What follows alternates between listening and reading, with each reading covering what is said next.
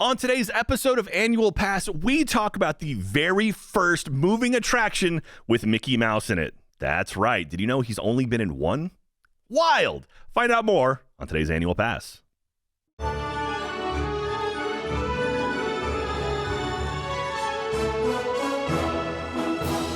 Hello, everyone, and welcome to a brand new episode of Annual Pass. This is the podcast where we talk about all things rides, attractions, shows. If it happens in a theme park, it happens here on Annual Pass. I feel like I missed a word there.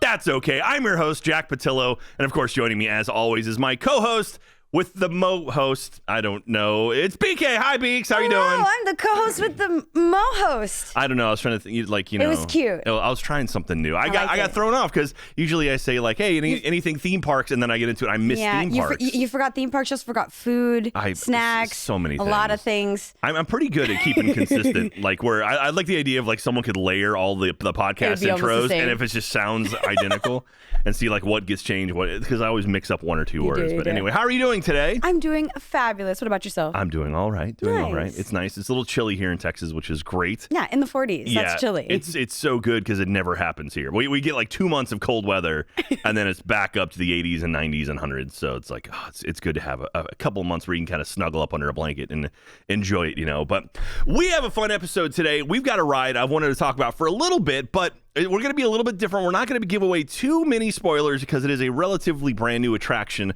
at least for California. Today, we are going to be talking about Minnie and Mickey's Runaway Railway. I guess Mickey and Minnie's Runaway Railway. I mean, Minnie can go first. Listen, she's the queen of the house. Absolutely.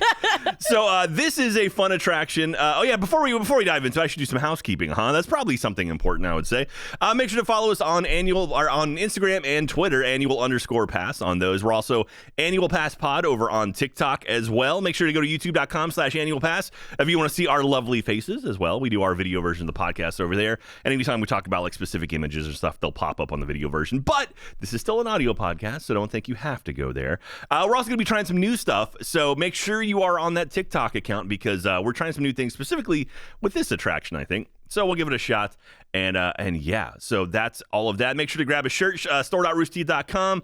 Anything you buy Annual Pass related supports this podcast directly. And that means we can keep making it. So I like making this podcast. So Me please too. pick up some shirts, or, you know, we've got our little mini backpack. Is that in the store yet, Ben?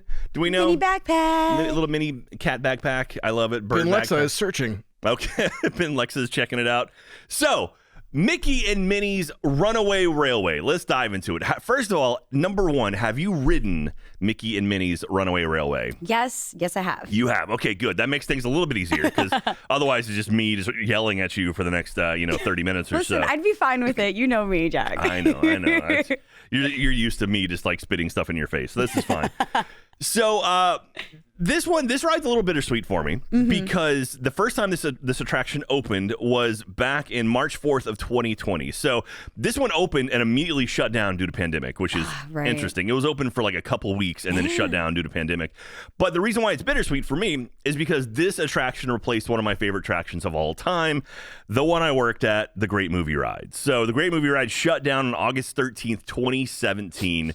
And actually I wrote it on August, I think 15th, 11th, 2017. I wrote it I think it shut down on a Monday and I wrote it on Saturday. Wow. So I snuck in one last ride before I got to do it. I will say I don't know if like the cast was just like dour or something, but like my host was not that great, which is like, I feel like, when the ride is going down, like, and it's been there for so long, like maybe there is a little bittersweetness. You're like, man, like, this is it. We're not going to do this anymore. Yeah. Like, but at the same time, I figure, like, for me personally, if I was at an attraction closing, I would be giving my best show ever. Go all the way. Yeah, because, the people who are showing up for, like, the last week of it, those are the super fans. Like, Totally. those people, like, I've got to ride this one last time. And so I would be going over the top, like, big, boisterous, like, super acting kind of stuff. Yeah, I would try to, like, bend the rules a little, see how far I could go. Like, okay, well, maybe we could do something extra because we can't normally do it. What am I going to do? Like, suspend you from the ride? Like, when whatever. The ride's closing. Yeah, like, might as well go nuts with it. But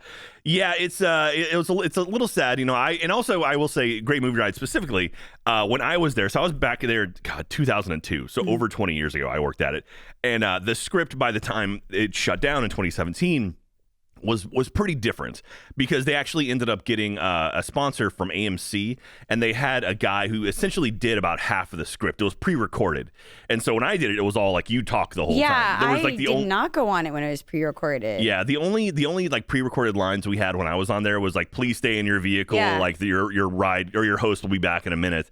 Whereas like by the end of it, it was like Robert something, I forget his name, but he's like a host on AMC who do like classic movies. Or maybe TCM, Turner Classic Movies. That's what it was, TCM. And anyway, so he would like talk all about movies and stuff. Basically, the stuff that the host used to do, like the ride operator. Spiel. Yeah. And so that was a little disappointing to be like, oh, that's because that's where the personality comes out. You get to like see your host. It's one of the few rides that have like cast members actually like, I don't know, I want to say improving a bit, being able to give their love and sauce to the script. Well, I mean, I will say, okay, so there wasn't a lot of improv. Okay. Like, very specifically because the managers would get on you if you started straying too far from the script. Okay, I didn't know that. One or two words every now and then, a personalized a bit's okay. But the scripts were written in such a way that you could, if you did it right, it felt like you were just improving the whole thing. Okay, cool. And so some people were better at it than others, and it was always times where like I loved the show. Believe it or not, I love performing.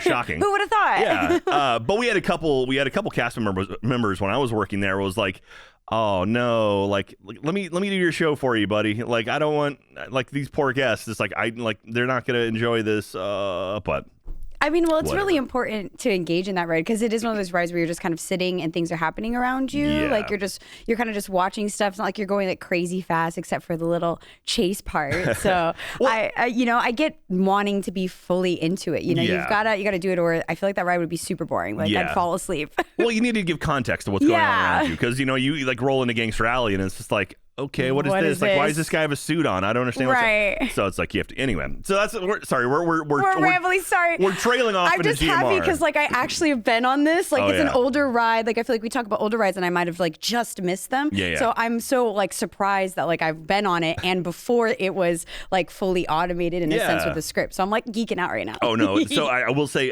So the very second episode of Annual Pass was about Great Movie Ride. Okay. Well, now I have to go back and listen to the episode. Maybe we'll do an updated version. Like there's a few former Great Movie Ride people. So the Great Movie Ride family is very, very tight knit, and I'm sure I could probably pull in a couple people who used to work on the ride. Like some of the guys, like maybe my trainer. I don't know if Jason's still out there. That'd be so cool. But we have a couple. Guy named Gabriel who's super awesome. He was the best cowboy out there. He was the best bandit out there. Anyway, maybe we can figure it out. Like do a rehash of an older episode because you weren't in that one. I know. Well, let us know. Maybe we'll get to it. Yeah. Well, I'll hit him up. See what's going on. There's a secret Facebook group with all the GMR folks that I'm in. Stop. So I don't use Facebook, but that's like the only thing I look at on there. Mickey and Minnie's Runaway Railway. And that's what we're talking about today. So, so Great Movie Ride shut down again August 13th, 2017. And they announced Mickey and Minnie's in like July. And then this thing shut down. Then GMR shut down like the next month. So it was pretty quick from like, hey, we're announcing this cool ride to shutting down the ride and just immediately getting into it. Obviously, they didn't really do much to the building itself. They pretty much gutted the inside of GMR and then, put in Mickey and Minnie's. The relative layout of the attraction as far as the loading area and the queue and everything pretty much didn't change except for one minor thing with the theater at the end. And the actual track, we got pretty much modified. The loading and the loadout area in the very beginning of the ride are the same as GMR, but... Other than that, it's all radically different. Let's see here. The ride features a new technology they called 2.5D.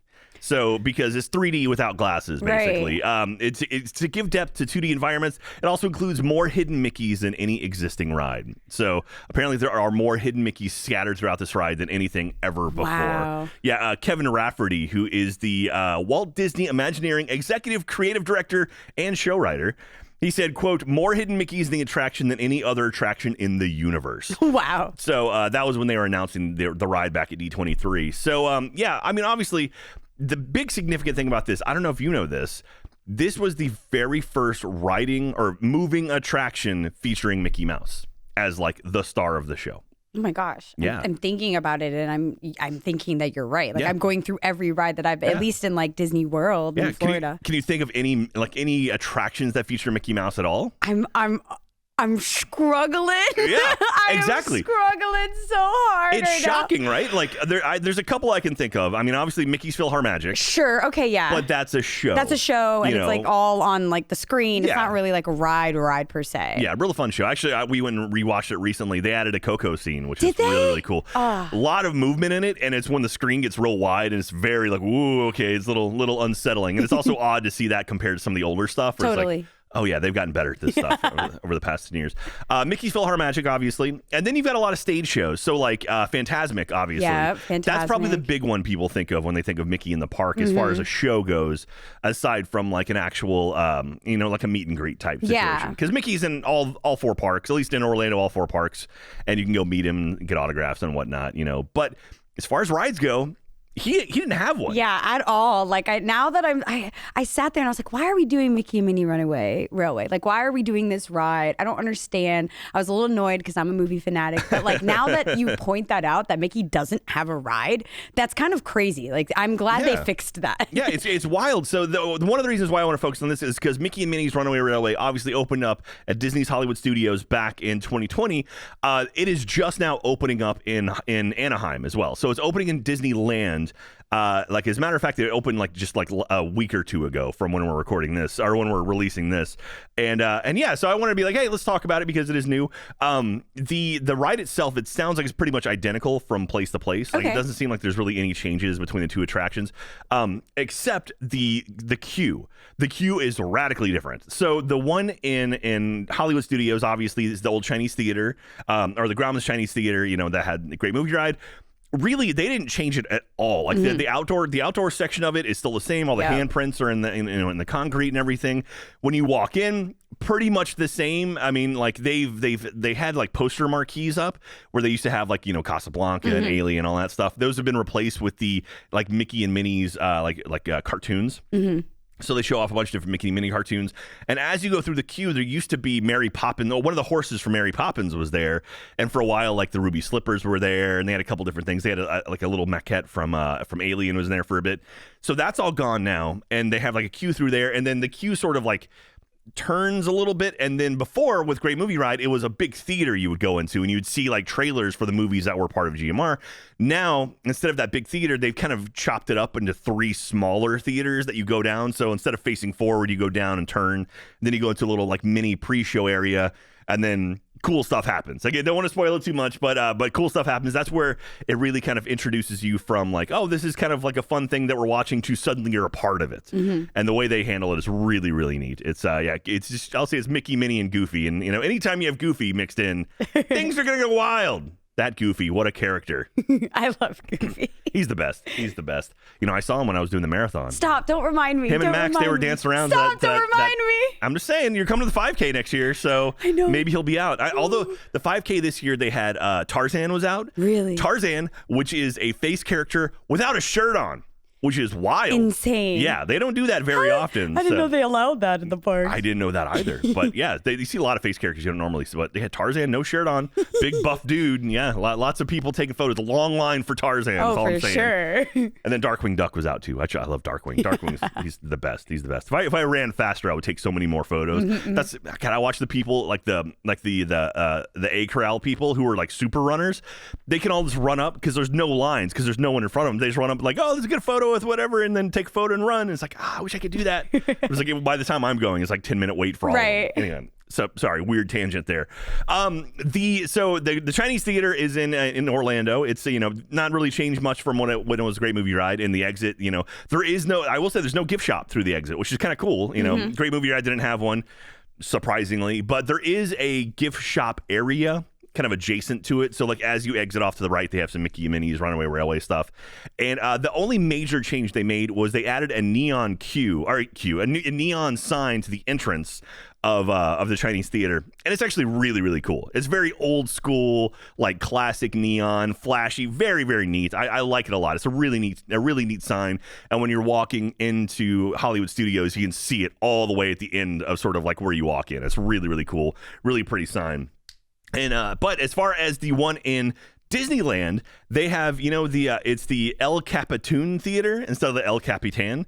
So it's in Mickey's Toontown, and it's in Disneyland. And so instead of the El Capitan Theater, they made it the El Capitoon. And you walk inside, and it's kind of like a museum of all things Mickey. Oh my goodness! And there's a guy on Twitter named Scott Gustin, as Gustin, and he went through, took a whole bunch of photos of sort of the opening day of it or whatever. I guess the press kind of checkout thing, press release type. First of all, I'll show you like the outside of the theater looks very, very cool. It's like very much like a cartoon kind of like theater look to it, very round and kind of bubbly.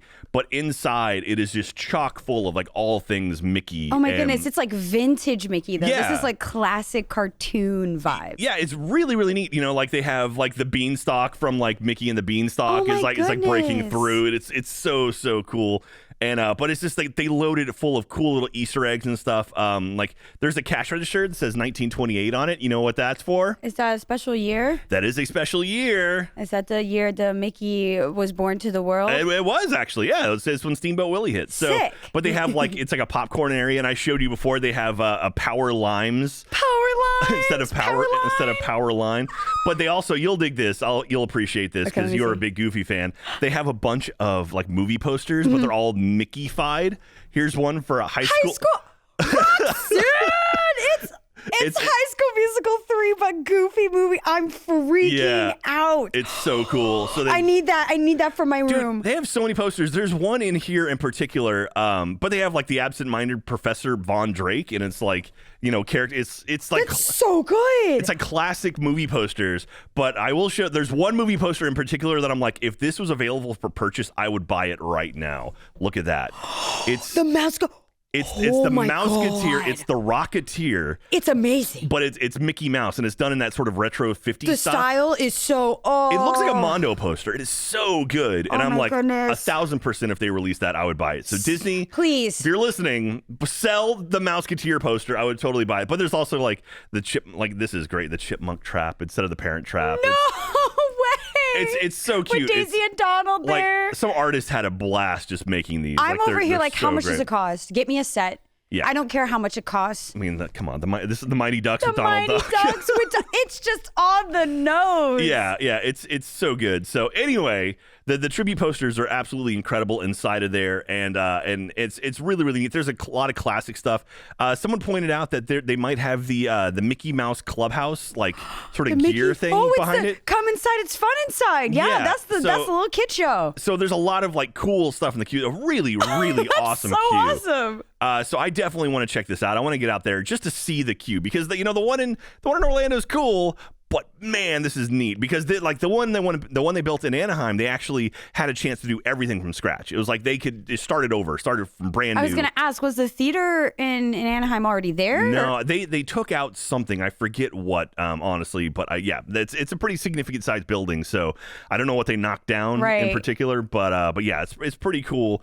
And I want to get in there. And so totally. So for those of you who don't know what the ride is exactly, now that we're into it at this point, the ride it's I'll say like you get into it's a train car. So basically it's Goofy is going he has a train and you get in a train car behind him and Goofy's going to take you on a little trip to go on Mickey and Minnie's picnic for a perfect day.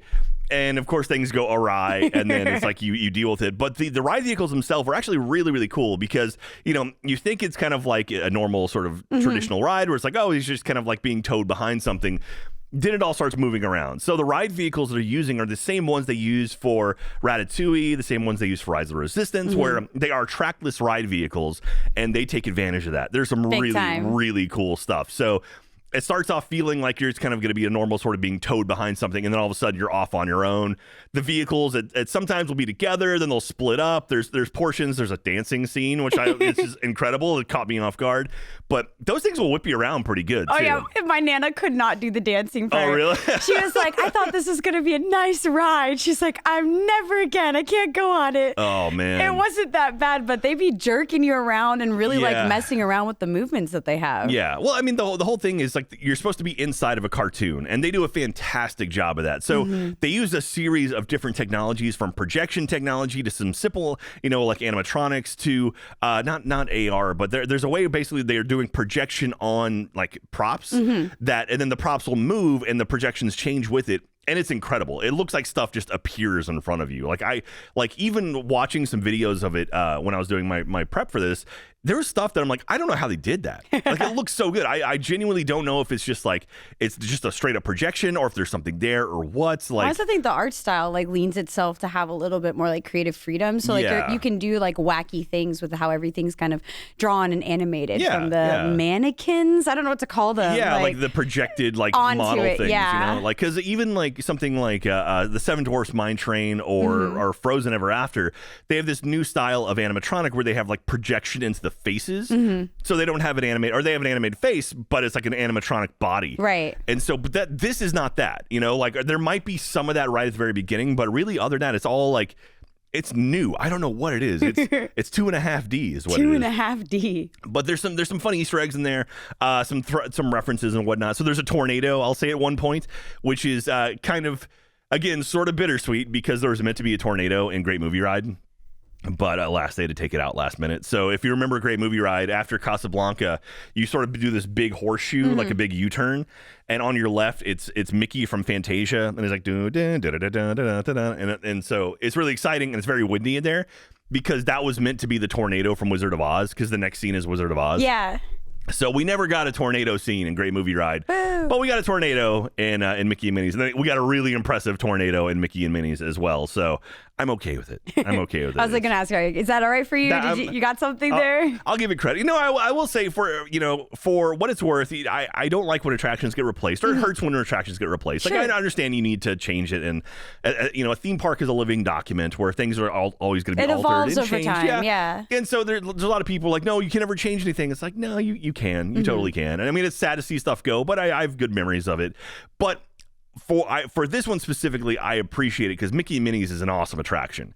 If Great Movie Ride would have been replaced with something that was kind of crap, I'd be like, oh, that's lame. But it's like, okay. So the two attractions I worked on, Great Movie Ride got replaced with Mickey and Minnie's, and then the Backlot Tour, which got replaced with Galaxy's Edge. A whole area. And I'm like, okay, Galaxy's Edge is pretty awesome. You're pulling my leg here. I guess I'm not upset. Yeah. So I'm not too crushed by that. I was going to say though, I like though that the kind of like theater movie motif though is kind of like held true in the new version. Like, I didn't realize how integral it is. Like, I thought maybe they were just doing that because it's taking over the spot and like they didn't want to take down the Chinese like theater, mock theater. But hearing like how it's all theatered up and cartoony and in Anaheim, I'm like, okay, so they probably had a little bit of sentiment for the ride that was already there when they were kind of maybe like conceptualizing it. Yeah, the whole idea, the tagline for Great Movie was like take a journey into the movies. Movies, right? And I'm like, what better into the movies, into the cartoon? Totally. So it's not a huge jump, you know? It's now, but you're living in a cartoon, and the way they do it is really, really well done. Again, like the whole attraction itself is really neat because that trackless ride vehicle is fun because you might start like there's 4 cars, so it's Goofy in the train and the train at the front, the conductor, and then there's 4 cars behind him. And if you start in the first car, you probably won't finish in the first car. Is all I'm going to say. It's really interesting how they all get mixed up and moved around. I didn't even notice that. Now that you're saying that, yes. Yeah. And also, so when I was doing research on this, the Imagineers talk about like basically if you want to see everything in this attraction, because it is jam-packed. Yeah. Full of Easter eggs, full of little nods and winks. But if you want to see all of them, you basically have to ride in all 4 vehicles, like a different point, because like some things you'll see different than others. Some will arrive first, some will arrive last, and it all changes up. So really, you kind of have to ride in each car at some point. That's really cool. I didn't know that. Yeah. So, so typically this would be the portion where we do like a ride through of it. Because this ride is so new, because it just opened out in Anaheim, we don't want to spoil it for people. But what we're going to do instead is over on our TikTok account, so Annual Pass Pod over on TikTok, probably on our YouTube account as well. We're going to be putting this as a short over there. BK and I, we are going to do a ride through as a separate video. So that way, if you want to watch our version of it, if you want to see our experience, we're going to watch it and also be able to kind of like splice in some footage from the attraction as well, because we can't really do that on our big one. And Instagram. And also on Instagram as well. It's going to be real over on Instagram as well. So annual_pass on Instagram, Annual Pass Pod on TikTok, and youtube.com/annual pass if you want to see it there. So go there, check those out. We'll do our ride throughs there and see how it goes and see if you guys like that. And so if you just want to watch that portion, you can, or whatever you want. So anyway, that's where that's going to go. Again, because I don't want to spoil it for someone. Yeah, I don't want to spoil it because this one is really one. Cool. If you can, I would ride this one first. Totally. Don't watch videos of it because you are surrounded by this attraction. You feel like you are in a cartoon. It is so And if cool. you're like a Mickey fan like me, like you're gonna be giddy the whole time. yeah. There's some really neat stuff on there. So let me tell you some fun facts about it. Some like sort of Easter eggs and stuff. So Disney Food Blog has a bunch of really cool facts and little hidden Easter eggs. So there is one little neat. So the A plot of the movie or of the ride is that Mickey and Minnie are trying to have a picnic, and so it's like you're following them along. Mm-hmm. But I will say during the pre-show, at one point, the picnic basket and Pluto get thrown out of the vehicle. And so if you pay attention throughout the ride, Pluto is seen throughout the ride trying to get the picnic basket back. And it's kind of one of those things. It's like a B plot that you don't have to know about, but if you pay attention, you can see him. Yeah, the whole time. It's really, really cool. It's like, oh, there he is. And like you can see him hide around corners trying to get to it. And then by the end, everything's happy. Mm-hmm. But it's kind of cool to be like, oh, this kind of rewards you for paying attention, So that's a pretty neat thing. In one of the first scenes, so right after you leave the dock, you kind of slowly make a left turn. On the right side is kind of your introduction to like what is this thing going to be. So you have these really cool projections and like scenery. There's a singing sun, and it's like a couple cool things in there. So in that little scene on the right, there are 4 guys who are dressed up and they're singing. They're the Dapper Dans from Magic Kingdom. The Dapper Dans! And also Disneyland. Yeah. So they're actually in there. So they're all dressed up, identical outfits from Dapper Dan. So it's like the Dapper Dan. It's got to make a cool little Easter egg. That's cute. I didn't even pick up on that. Yeah. And also in that same scene, there is a sign for Yinsid Valley. Yes, I saw that. Yeah. Yinsid is Disney backwards, who is the sorcerer from Fantasia, the one, Sorcerer Mickey and the whole water thing. Yinsid is the name of the sorcerer. Or Kingdom Hearts, very important guy. Oh, yeah. That too. That also. And then, what else here? Then also, so in that scene too, one thing that's special to me is not really called out by anyone, but the marquee. So when you sort of make that left turn, that is like the only remaining bit of track, like initial track from Great Movie Ride. Oh, really? And there's a big like kind of archway that you go under. That's the exact same archway that was there for Great Movie Ride. Okay, cool. So it's been changed, it's been repainted and everything. I think it says 1928 on it. Or something along. It says there's a date on it. I want to say it's 1928. You go underneath that and kind of kicks off the ride. You go into the mine area as well, say. But it says 1928, which is what we said before. That's the year that Mickey was born. Mickey's baby born day. And so that was Steamboat Willie was 1928. There's also some other dates in there. 1901. Do you know what 1901 signifies? Oh man, the Disney creation. Yeah, absolutely. That is actually that is the year that Walt Disney was born. Yeah. Oh, okay. So creation is a weird way of saying it, but yeah. Disney's creation, the conceptualization. And so there's Jackhammer Pete is in there. At one point, it's like Pete's like Jackhammer. Yeah. In the background, there is a newspaper that says Oswald wins, which is Oswald the Lucky Rabbit, which kind of existed before Mickey Mouse. That's a character reference in there. Also around there's iWorks Waterworks. Ooh, what's that? So Oob Iwerks, I think it's Oob Iwerks, was an Imagineer who was one of the guys who like drew Mickey. He was one of the guys who was like an artist. Like he was original. Around. He was like one of the first Imagineers. Wow. Yeah. And that's such a cool reference. Yeah. So he's in there. The Iwerks Waterworks. And there's a carnival scene at one point and a bunch of like posters and stuff. Some really cool stuff like Donald's in there, and it's like the way that's where really for me it kind of blew me away because you're moving and they exist in like this 3D plane. Yeah. And it's like what is happening here? There's a big poster in the carnival scene for attractions, and one of the posters is the Great Moving Ride, which is like that's pretty cute. Sheds a tear. Yeah, it's like a little escalator poster. And I'm like look at that. And then one other really neat little fact is the fact that the whistle that Goofy has on his train, they lifted the sound effect from Steamboat Willie. For the actual the whistle from the boat is the same whistle. It had on the train. An old timey like sound. It didn't sound like a typical train. And I was like, I wanted to say, is this from the cartoon? But I didn't know. I mean, clearly that's way before my time.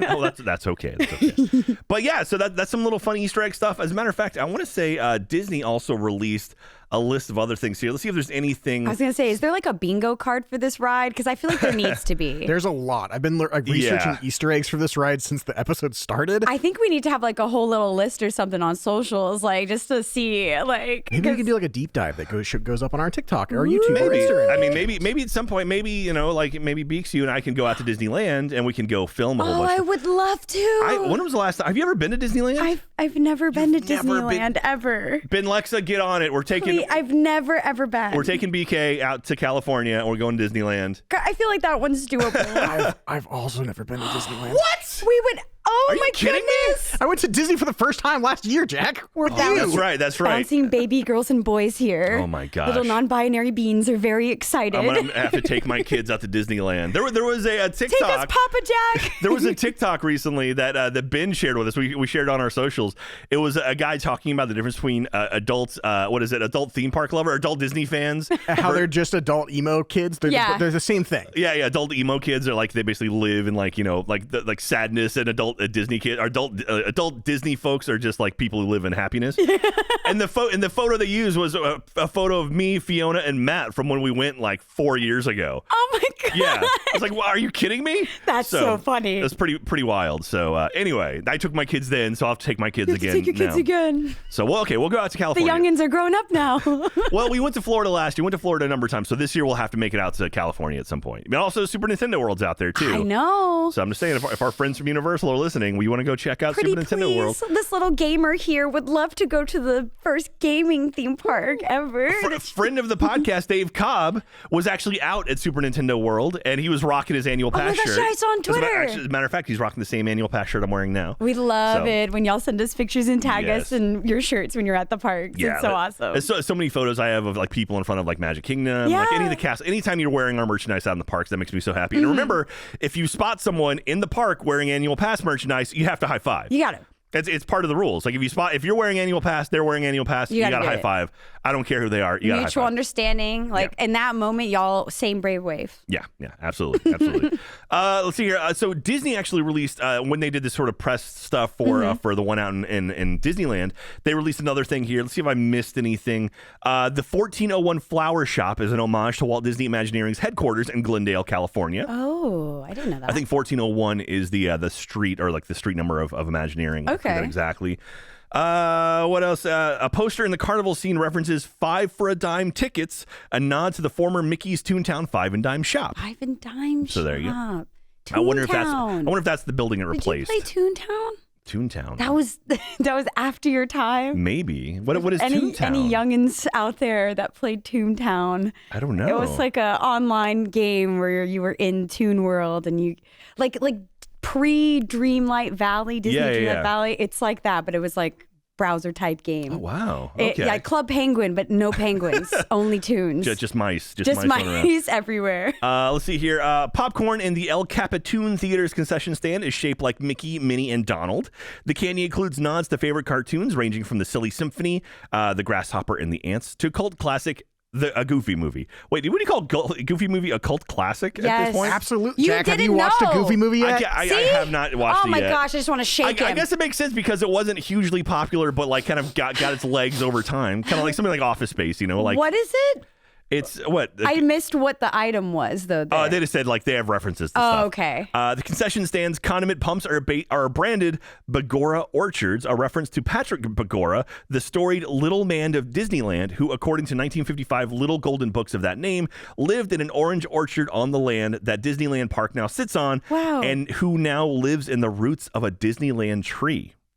That's kind of cool. Aw. Don't know what that means. I feel like maybe it sounds like they spread their ashes. Yeah, I guess so. But I don't know if this is just like a story that came out in 1955 or maybe it's actually it's a like person. a real person. I mean, these were orange orchards, right? Where Disneyland sits out in Anaheim because it was Southern California. Right. I only know that from Soarin', I think.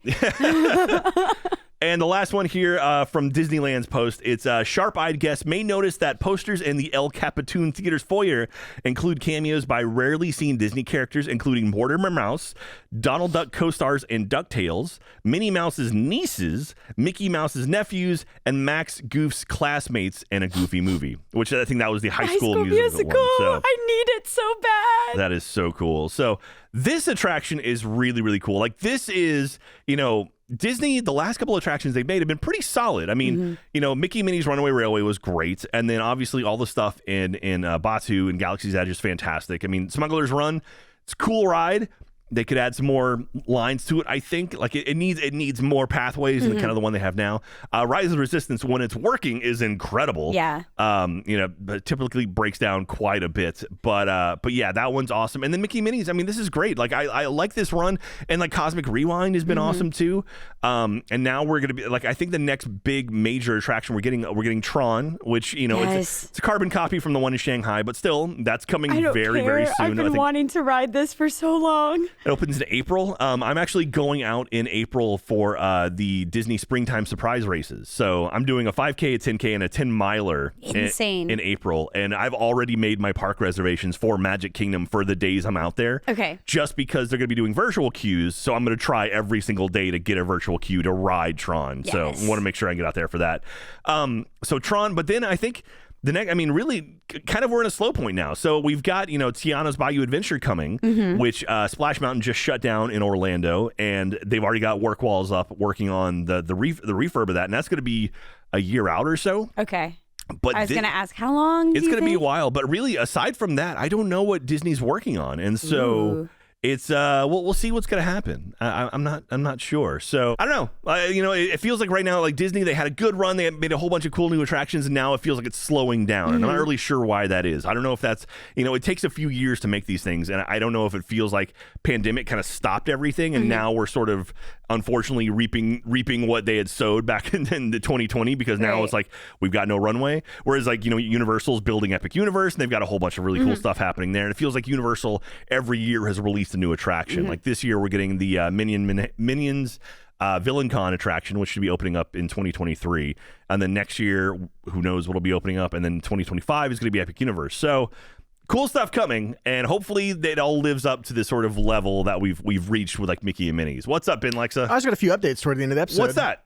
One, our backpack keychain is launching February 16th at 10 a.m. on the store. So mark that on your calendars to pick that up.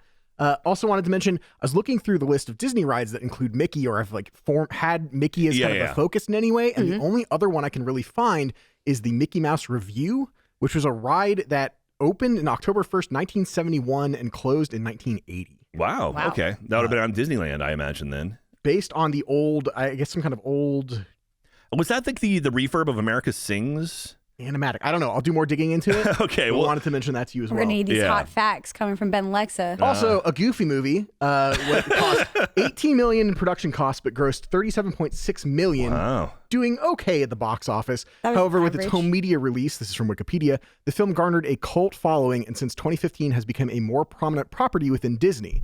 A direct-to-video sequel to the film entitled An Extremely Goofy Movie was released on February 29th. Where Goofy goes back to college. Oh, really? Yeah. Great movie. And they're like in the X Games, and like Goofy gets a girlfriend, and she got an afro, and and they do disco stuff. It's awesome. Okay. You gotta watch.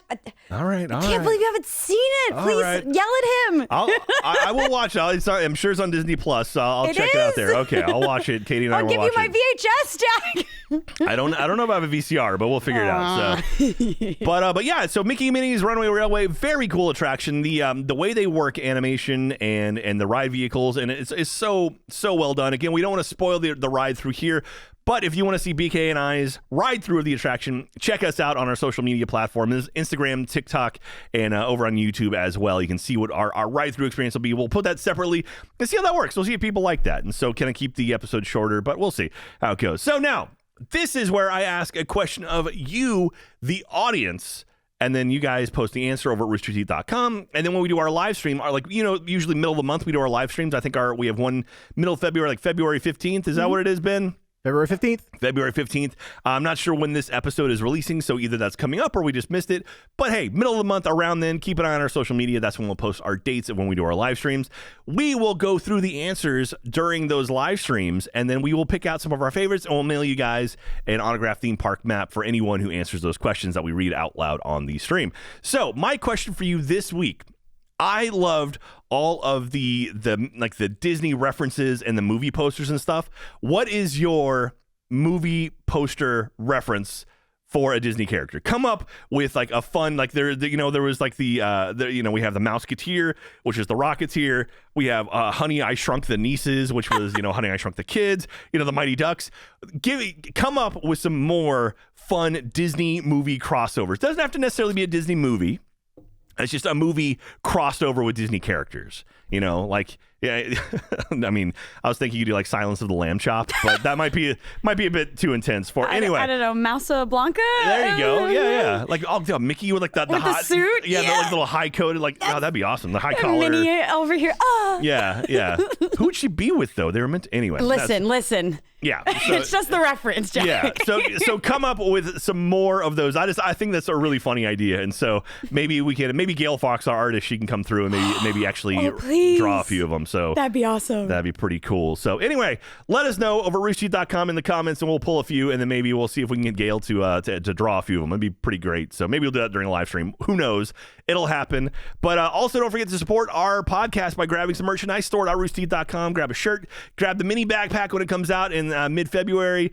All of that stuff. It supports us. The fanny pack. The fanny pack is awesome. Oh, yes. I can't express how awesome that thing is. Like, I rock that thing in the park all the time now. It's like a perfect size to carry like your sunscreen and like other stuff. You can fit whole cameras in there. Who are we playing? And also like, some rides you have to, you drop your stuff in a locker. It's like, boop, pop it off, put it in. Done. Not like, take stuff out of my pockets and get all this stuff. I was like, nope, it's already in there. Throw it in and go. Anyway, store.roosterteeth.com. Grab that. Supports us. So, BK, do you feel like you learned anything today? Yeah, I learned a lot about these references. I'm actually really excited to go on and learn more about them. Yeah. And so at some point, we'll get us out to California. Please. We'll make an excuse to get out to LA and then like pop down to Anaheim for a day or two. We have to. It'll be fun. So that'll do it for us today. Thank you so much, everyone who supports Annual Pass. It means the world to us. Make sure to, post about us, share us with your friends. Like these podcasts live and die by word of mouth. And and I like we've been doing really good. It's been a lot of fun, like watching our Instagram, like starting to expand and whatnot. But really, that's because of you guys. So if you see anything, if you know anyone who might like podcasts like this, let them know about it. Spread the word. Make sure to post reviews because that pushes us up further and all of like the recommendeds and all of that. So anything you can do to support the show really helps us out a lot. So we love you very much. Take care, and we'll see you next time. Bye, everyone. See ya.